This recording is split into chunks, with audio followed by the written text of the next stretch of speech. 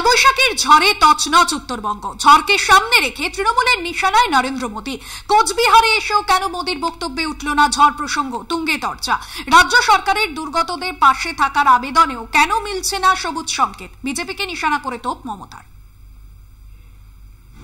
কয়েক মিনিটের ঝড়ের দাপটে লন্ডভন্ড উত্তরবঙ্গের একাংশ। জলপাইগুড়ি আলিপুরদুয়ারে বিপুল ক্ষয়ক্ষতি, অসংখ্য মানুষ রাতারাতি গৃহহীন, মাথার উপর ছাদ নেই। ভোটের আবহে ঝড় নিয়েও রাজনীতির টর্নেডো। মাঝে বেশ কয়েকটা দিন কেটে গিয়েছে। দুর্যোগে সর্বশান্তরা কি ক্ষতিপূরণ পেয়েছেন? মাথা গোঁজার ঠাঁই তৈরি হয়েছে?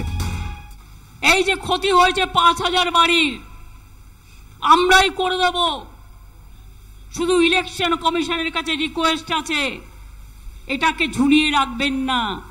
মানুষগুলো রাস্তায় পড়ে আছে, স্কুলে পড়ে আছে, তাদের টাকাটা দিতে পারলে সরকার প্রশাসনের হাত দিয়ে দেবে, তাহলে ওদের বাড়িগুলো হয়ে যাবে। আমরা বাড়িগুলো করে দেব, এটা প্রশাসনের সিদ্ধান্ত।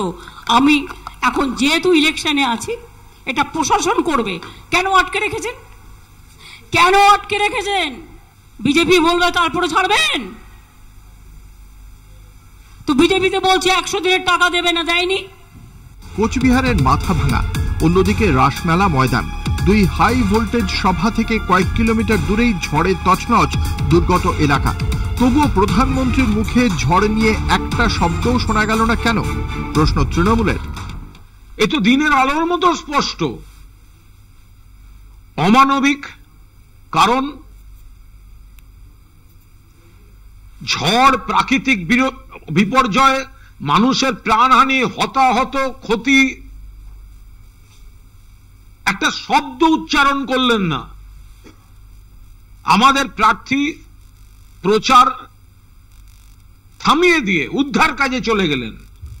মুখ্যমন্ত্রী মাঝরাত্রে ঘটনাস্থলে, অভিষেক বন্দ্যোপাধ্যায় তারপর কই? সুকান্ত মজুমদার, শুভেন্দু অধিকারী, এরা তো রাজনৈতিক ভোট প্রচারের কর্মসূচি ছেড়ে, সুকান্তবাবুও তো মানুষের কাছে গেলেন না। প্রাকৃতিক দুর্যোগ সঙ্গে রাজনৈতিক ঝড়, এই দুইয়ের মাঝে পড়ে কবে সহায়তা পাবেন দুর্গতরা? কমিশন কাঁটায় কেন আটকে থাকবে সাহায্য? প্রশ্ন উঠছেই। কলকাতা টিভি।